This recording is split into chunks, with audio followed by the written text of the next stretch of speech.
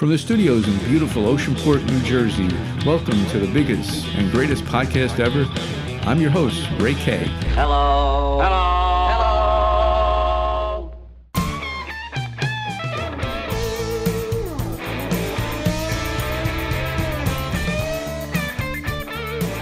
Hello. Hey guys, welcome to another edition of the biggest and greatest podcast ever. This is Ray K.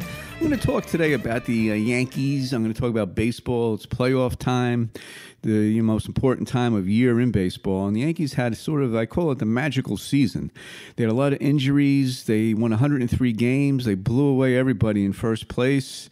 Everyone kind of knew it was going to come down to the Yankees Astros, because the Astros coming into the season was arguably, as they say, the best team, because they had the great pitching staff, So, and lo and behold, it winds up Yankees and Astros. And as I like to compare baseball to life, that's sort of what happened during this latest series between the Yanks and Astros. Yanks had a great year, but things happened. They overcame them, and they had some unsung heroes that came alive, during the year. And sometimes these guys carry the team. And as always, including this year, when the superstar guys, like a guy like Hicks, and you see, you get Stanton that had to go out, and Carcione, I can never pronounce his name right, but they picked this guy up.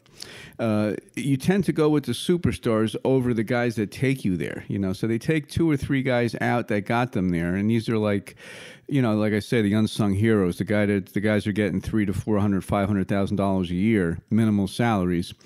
And it becomes a predicament, because are you going to play them in the championship series and not play the $20 million player? I mean, in my mind, you want to win. So why not go with the hot guy?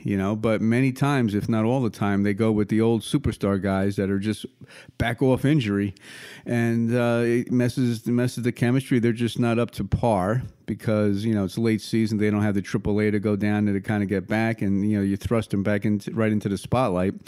You sit or get rid of the guys that got you there, those two or three or four guys that carry the team for you. I love that Ford guy. I still can't believe they didn't bring him into the playoffs. I mean, he supplied some major home runs and clutch hits, and he's not on the team, in the championship. So, I mean, it's just, sometimes you wonder, with all this knowledge on these teams, I mean, these guys got to be smart. Why don't they see what the normal fan sees? I mean, that, to me, it's like an obvious thing. So anyway, the Yanks don't bring those guys in. They go with they bring back the old superstar guys. They get that kind of team. They win game one pretty handily. Okay, so they're up 1-0. And game two is like the biggest game of the year, really, because if the Yanks go up 2-0 against the Astros, you're going back to Yankee Stadium. I mean, you're going to win at least 1 out of 3 there, if not 2. So game two is huge, and it's a close game all the way through. You got your opportunities. The Yanks didn't come through on a few. It's always the teams that come through in the clutch. Houston comes through, and 1-1. They go back to the stadium, and they win. They win the first 2, so they're up 3-1. The series isn't over yet, because it's a one game at a time thing, and in baseball anything can happen. So that losing game 2 was huge for the Yanks. So they lose game 3, they lose game 4, they come back and win a nice game 5. So now it's 3-2. Now the biggest game of the year is game 6, because if the Yanks win, anything can happen in game 7, as we know. If you lose, you're out. So game 6 is pivotal.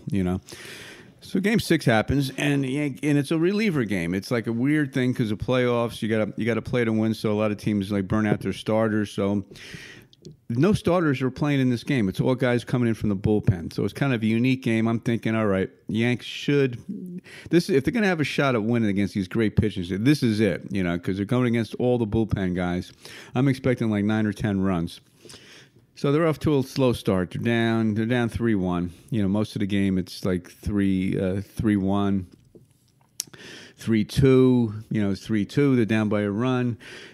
Great plays by Houston on defense that could have opened up the game for the Yankees. A couple great catches coming in. Ball gets by, then runs are going to score, run around the bases. So Houston makes the plays. Yanks they have some runners on base with 2 outs, and they're not bringing them in. Houston with 2 outs score all their runs.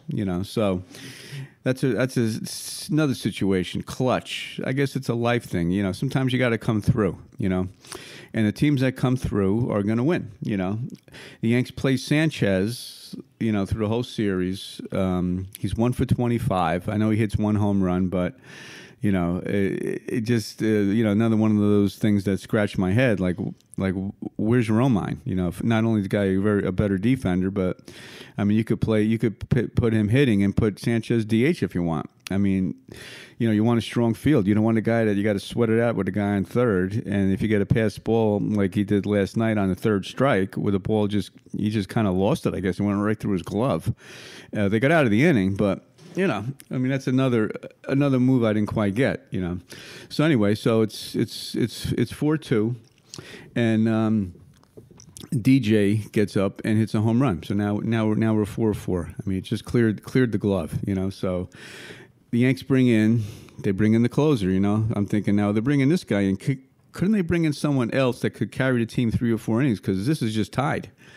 I mean, there's no way Chapman's going to go 3 or 4 innings. He's a 1-inning guy, maybe 2. So they bring in Chapman, and there's 2 outs again, and runners on runner on first. He's wild now. I mean, you walk that guy, he can't find the plate. I mean, he's high, he's wide. Altuve steps up. Altuve. Now I tell my wife going into the inning, I said I didn't even know he was coming up. I said the only guy that scares me on this team is Altuve. So Altuve. Because this guy seems to be clutch, especially against the Yankees. Have these these Yankee killers. There's certain players. Ortiz was one of them that would just kill the Yankees, and Altuve is one of them. He's 5'4", but he has great power, and he could jack it out easy. So he comes up, and I'm like, oh no. No, if I'm the manager, I'm visiting Chapman on the mound, and I'm saying, do not give this guy anything good to hit. I do not want him to end the game. I mean, if he gets a hit, that's fine. I want the ball in the park. He had 31 homers this year, his highest total. He's a clutch hitter, lifetime 315 hitter. He's a righty, you're a lefty. You're going on no days rest. You're a little wild. Why don't you just go outside, have him chase a few? I don't want intentionally walking, but I want to nibble around the play. I want nothing in the middle, and I want speed. I want to do any of these change ups. I want to throw the 99 mile an hour outside pitch. No visit to the mound. Chapman's out there.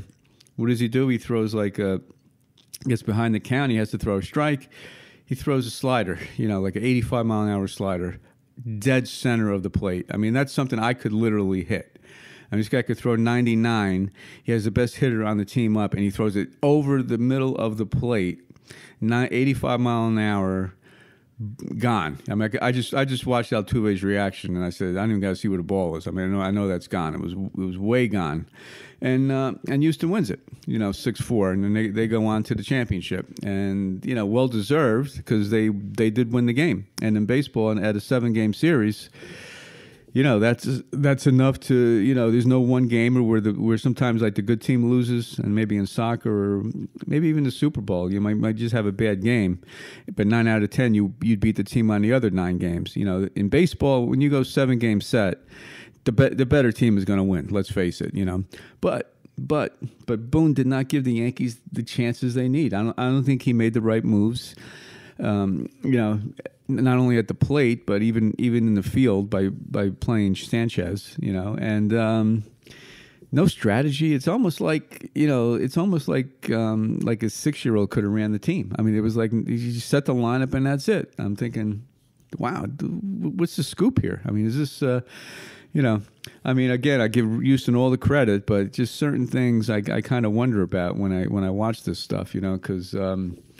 You just don't understand it, because it just seems so obvious to me. Maybe because I've been watching baseball for 50 years, something like that. I guess it's 50 years. So anyway, so now it's Houston against Nationals. I saw the Nationals play over the summer, and with my son and his girlfriend. So that was kind of a pretty fun night. We were 6th row, $39 seats. So I'm going to be rooting for the Nationals because I always liked them anyway when they first came out. I felt sorry for them because they had losing years when they came in in 2001, 1 or whatever it was, 1999. So I'm going to be rooting for them and to go all the way. And it's going to be a heck of a series. I mean, Houston's obviously a great team. They're like the New England Patriots of baseball, it seems. And the Nationals, man, they came through, they came through in the clutch, and they almost seem like a team of destiny too, so I'm going to root for the Nationals, and we'll see. I don't know. I mean, I could say anything, but I'm going to go Nationals in 4. I'm going to give that a shot. Nationals, and I'm only kidding. I'm going to go Nationals in 6. Let's see if it happens. I'm going to do my hit miss action right now. I'm taking a credit card thing, and I'm just going to look at 4 words that come right to my first thing that comes to my mind. We're just going to look at the first word, personal. What comes to mind when you hear personal? Personal is like is stuff like that's personal, like you don't want anyone else to know. I guess. I mean that's kind of what it is. So anything. I guess it's it's like your salary, stuff like that, and those things are personal, and the only people that need to know that is really you, I guess, in your family, and so that's what comes to mind with personal. That's pretty easy. It's just stuff that's private. That's right. Personal means private. So that's that word. Rights. What comes to mind when you hear the word rights? I think of like human rights. I think rights, like every person has rights. In a civilized country, there's a list of rights that we all have that have to be abided by the rest of society, or it would be uncivilized and to be primitive. Which I'm sure there was. Look at Germany with Hitler. I mean, the Jews had no rights. And look what happened to them. So I mean, there was a lot more to it than that, but that's a simple example of the importance of having rights that are held accountable for that if you lose your rights, you have it's a what's the word in the Constitution? It's inalienable. I mean, there's no change in it. So I know people run the government and people run things, so it comes down to the people. But rights is something we all have as human beings, and I think rights are crucial to civilization. All right, next word. Okay. Customers. Well, this is interesting because customers are supposed to come first, but as I do a lot of my reading and research, it seems like the companies that treat their employees best do the best, because it starts with the employee. If they're happy and they're fulfilled, they're going to treat the customer how they feel. So the customer, they always hear the customer comes first, but really, if you don't treat your employees right and your employees right, basically, is they're going to be unhappy and they're going to treat the customers terrible because they're unhappy. So customer to me would come second. And whenever you see someone treating an employee great, that's going to be a great organization, because that employee is going to be happy and that customer is going to be happy. And those are the companies that prosper the most. So when I hear the word customer, I think of they're important right next to your employee. Okay, now last one. Let me get a good one here. All right, I'm going to look at the next word. I see invitation. All right, invitation. I like invitation because it's, an inviting word is inviting. I mean, that's a form of invite, and invitation is a welcoming thing. You're inviting. Invitation is like inviting someone to an event, an invitation. So when I get an invitation, I'm being invited to something. Now, the event I'm being invited to may not be in my best interest. I mean, I might be invited to this like rah-rah thing, where, you get a free trip to the Caribbean, but, you got to sit through this invitation meeting, and they high pressure you to buy something, like a timeshare, or whatever, and you feel obligated because they're giving you this freebie. So they count on so many people. I'm sure they count on like a handful just saying, no, I'm coming here for the free trip. I don't care what you tell me. But there's probably a formula that 80% of the people will buy the timeshare. So I'm sure they got their little formulation. So invitation is kind of twofold. Sometimes it's great because you want to be invited to a wedding or some great event because you're honored to be picked. also, your invitation may be an invitation to something at your peril. You're invited to who knows what, but the interest isn't yours. You're invited for some other cause because they need you for something. So invitation's a little bit tricky. So like if you're invited to a birthday party, obviously those are all good. But I get a lot of invitation cards in the mail to these things. I just throw them away, because I know they're a general type thing. And, so be careful on invitations, if you know them people personally, it's fine. Or if you could hold strong and you go to an invitation on, say, one of these freebie Caribbean trips for the timeshare, just go into it and say, no matter what, I'm going to say no. Or even tell the people beforehand, look, I'm here just for that darn trip to the Caribbean. I'm saying no to all that. I don't care what, you're going to waste your time if you talk to me about this timeshare thing or, buying into something, So that's the invitation. So anyway, hey, that was kind of interesting. A couple interesting hit and misses there. So anyway, but that's my quickie for this week. You know what? When your favorite team loses, you get over it. You think you feel so bad because you really have hopes and you want to keep the season going because you have fun watching the games. And there's nothing like watching a game when your team's in it. Now I'm going to be watching Houston National and the Houston versus the Nationals, which is good. But it's nothing like when your team's in it, because you're in every, you're like the manager on the couch. You're looking at every play, you're analyzing. You're in the game, and you got, you don't actually enjoy it as much because you're not as relaxed. You're a little intense. Matter of fact, it was wearing me out watching this series. I don't think I could have made it tonight. Actually, if they would have made it to Game 7, I might have been a little bit wiped out. But but you get over it. Now it's on the football, and I got my Packers that are 6-1, and I think they're going to be, I'm a little biased, of course, but they are good. So they have a shot at the Super Bowl, so that's going to be exciting. And then we look forward to the next spring, which is right around the corner. Actually, how fast time goes, especially when you get older. And then we got the beautiful spring training, and we'll see what kind of moves the teams make, and then everybody's like fresh and everybody's on a clean slate, so it's all good, it's all exciting stuff, so anyway, hey, it was a great year, and I'm looking forward to football season, so we'll be talking a lot about that. So anyway, until next time, I want everybody to enjoy the week and have fun and realize that life is short, so it really is, considering it's like, billions of years old, or even in the hundreds of thousands or in the millions.